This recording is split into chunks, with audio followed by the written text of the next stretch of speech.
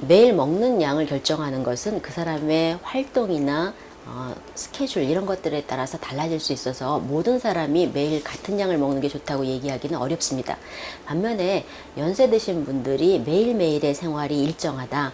그러면 매일 비슷한 양의 식사를 규칙적인 시간 간격을 두고 먹게 되면 몸에서 그에 따라서 자동적으로 들어오는 대로 일을 하는 방식으로 적응을 해 가기 때문에 몸에 힘이 들게 하거나 부하가 드는 것을 가장 줄일 수 있는 방향일 것 같긴 합니다.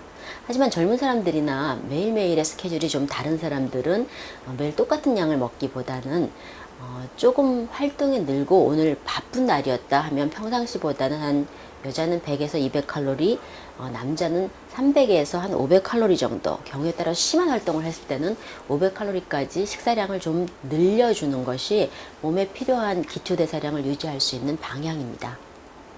그 먹는 양은 정확하지 않지만 매일매일에 따라서 먹는 양은 차이가 있을 수 있겠지만 가급적 같은 식사 시간에 일정한 간격으로 식사를 해주는 게 몸에 가장 편안한 방향이라고 할 수 있겠습니다.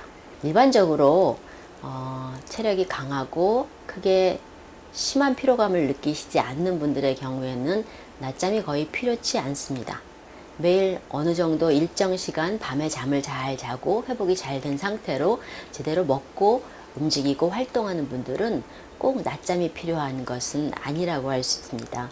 반면에 연세 드시거나 이제 노약자 또 질병이 있는 상태 이럴 때는 경우에 따라서 지나친 피로감을 느끼시는 분들은 불어 낮잠을 잘 필요는 없겠지만 피로감을 느낀다면 한 10에서 20분 정도 낮잠을 조금 자는 것은 몸에 오히려 더 좋은 영향을 끼친다고 할 수 있겠습니다. 일반적으로 채식 위주의 식사 많이 좋다고 얘기하기는 어렵습니다. 그러니까 몸에는 사실 곡물이 한 60% 정도, 생선이나 고기류와 같은 동물성 단백질도 한 10에서 20% 정도, 그날의 활동에 따라서 다르긴 하지만 필요하고 나머지 20, 30% 정도가 채식이나 아니면 과일 이런 것들로 보충되는 방향이 적절해서 채식만 먹는 식사는 대부분의 고령 또 어린이 또 매일매일의 육체 활동이 많은 분에게는 적절하지 않은 식사 패턴입니다. 반면에 굉장히 체중이 많이 나오고 근육이 많으신 분들은 사실 채식 위주로 식사를 한 1, 2년 정도 한다고 해서 크게 체력의 문제나 그런 것들을 느끼지 못할 수 있습니다.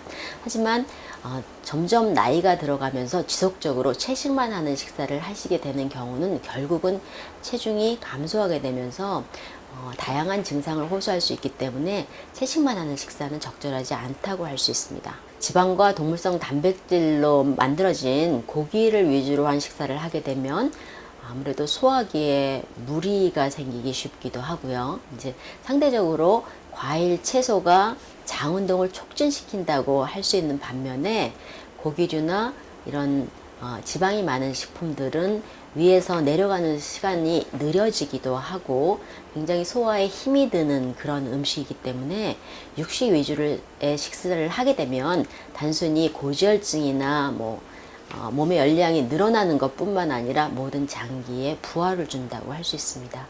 외래에 오는 환자들 중에서 나이가 들어가면서 밥을 3끼 먹던 분이 2끼로 줄이고 과일이나 고구마 이런 걸로 식사하시는 분이 굉장히 많이 늘고 있어요. 그러니까 진료실에서 사실은 제가 꼭 영양을 얘기하고 싶어서가 아니라 사실은 감정적인 스트레스 때문에 다양한 증상을 나타내는 사람들은 그렇게 많지 않습니다. 그러니까 워낙이 지금 무슨 일이 있거나 손실을 볼 만한 어떤 사건이 충격이 있거나 이런 때 아니면 항상 감정적인 부분만으로 문제가 되진 않거든요. 물론 성격이 있죠. 경우에 따라서 굉장히 강박적인 성격이라든가 꼼꼼한 성격이라든가 이런 게 있긴 하지만 이제 대부분 그렇지 않은데 대부분의 문제를 일으키는 사실 먹고 움직이는 것이라고 볼 수 있는데 과거엔 사실 주로 곡물과 채소가 이제 많은 식품이었고 과일도 이제 그렇게 많지 않고 계절에 따라서 조금 달라서 사실 먹는 게 없어서 문제가 됐기 때문에 내가 맛있는 걸 먹는다 이런 개념이 사실 없었을 것으로 생각되는데 최근엔 사실 먹고 싶은 건 너무 많잖아요. 그리고 이제 체중의 문제가 되기 때문에 좀 그런 거기 때문에 많은 분들이 그 먹고 싶은 거를 먹고자 하거나 건강에 좋은 거를 먹고자 해서 밥이 없어지는 경우가 있어요. 굉장히 많아요. 어르신들은 거의 다 그래요. 그래서 밥이 줄어버리면 공복당이 그냥 올라갑니다. 공복혈당이요. 그러니까 당뇨가 오는 게 아니라 공복혈당이 올라가는데, 아마도 이제 저희 외래에 오시는 분들이 그냥 쌀밥 먹는 분들이 없고 잡곡밥을 드시는 그런 건강에 관심이 있는 분이기도 하고, 밥이 빠지고 과일이나 떡, 뭐 빵 이런 거로 가면은, 떡만 해도 사실은 쌀에다가 소금, 설탕 이런 것들이 많이 들어가는 것들이거든요. 그래서 상대적으로 당을 굉장히 많이 올리게도 되고 중성지방도 많이 올리고 남게 되는 열량이 많아져서, 그래서 떡이나 빵, 과일로 식사하는 거는, 과일 중에 과당이나 뭐 열량, 또 사실은 단 과일 같으면은 거기에 나트륨도 꽤 들어가야지 달게 느껴지는 것이거든요. 상대적으로 단 과일이 덜 단 과일보다 나트륨이 많을 수밖에 없습니다. 그래서 이런 다양한 성분들이 더 들어가는 작용을 통해서 대사에 오히려 나쁜 영향을 끼치기가 쉽습니다. 여태까지 식사 섭취 횟수가 한두 끼로 되면 체중을 늘리고 대사증후군을 증가시킨다는 것은 잘 알려진 사실이었습니다. 지방 축적을 늘리면서 좀 더 체중과 허리둘레, 또 중성지방 수치라든가 이런 것들이 늘어나면서 대사증후군이 늘어난다, 이런 것 개념은 잘 알려져 있었는데, 섭취 횟수를 줄이게 되면 혈압이 증가한다는 보고는 확실치 않았습니다. 근데 우리나라 국권형 데이터를 가지고 보면 하루에 한두 끼 정도 먹거나 간식 횟수라도 지나치게 좀 횟수가 적어지면 상대적으로 체중을 증가시키는 기전 이외에도 체중이 안 증가된다고 하더라도 몸의 긴장도를 증가시키고 교감신경계를 활성화시키면서 또 인슐린 저항성을 나쁘게 하면서 혈압을 증가시킨다고 할 수 있는 결과를 보였습니다. 그래서 진료실에서 보통 보면 식사를 중간에 거른다든가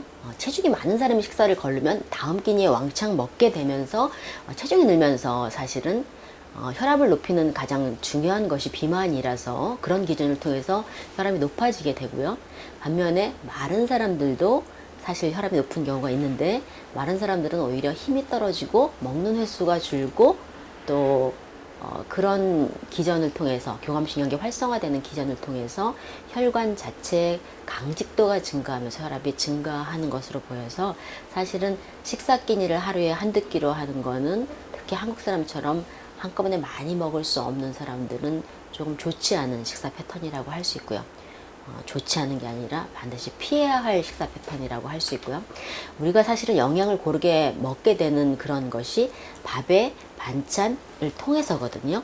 그러니까 우리나라 식사 패턴이 굉장히 좋은 것 중에 하나가 뭐냐면, 외국 같은 경우는 빵에다가 고기, 그 다음에 야채 별로 없는 식사인 반면에, 우리나라는 밥이 간이 없고 나머지 야채와 그리고 단백질류, 그래서 한 끼니에 필요한 그 영양 성분이 고루 들어갈 수 있는 게 굉장히 큰 특징이에요. 그런데 끼니가 완전히 없어지고 그게 과일이나 빵으로 바뀌어버리면 그런 영양소가 다 없어지는 거죠.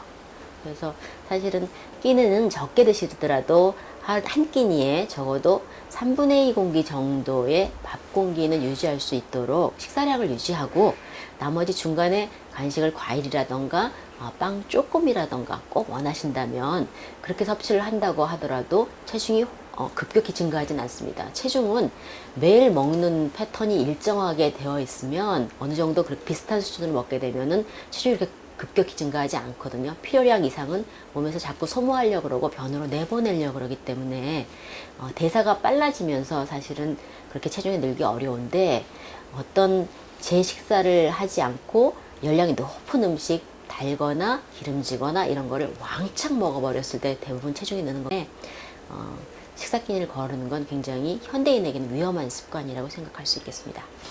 사람마다 조금 차이가 있을 수 있겠고요. 뭐 예를 들면 당뇨 환자들, 이런 분들은 사실은 한꺼번에 많이 먹는 것보다는 끼니를 좀 더 늘려주는 게 더 도움이 될 수 있고요. 체중 감량을 위한 경우도 사실은 열량이 높지 않은 것을 조금 더 나눠 먹는 게 훨씬 더 도움이 될 수 있습니다. 사람마다 다 다를 것 같아요. 네. 예를 들면 계속 과로를 해서 소화 기능이 떨어지고 또 일을 하고 나서 또 일을 해야 되는 사람들, 이런 분들은 사실 소화가 잘 안 되는 경향들이 있는데, 이런 분들은 식사 중간이라든가 식사 바로 직전에 물을 많이 먹게 되면 음식을 소화하기가 어려워집니다. 위가 커지는 상황을 조금 버티기가 어려워서 일찍 포만감이 오고 식사량이 더 줄게 되면서 오히려 더 일반적인 수행 능력이 떨어질 수가 있고, 그 다음 끼니에 소화력이 더 떨어질 수 있습니다. 그래서 적절치 않은 그런 습관이고요. 반면에 체중이 많이 나가고 체력에 영향이 많고 또 식사량도 많이 먹을 수 있는 분들은 중간에 물을 드시는 것도 크게 문제가 없겠습니다.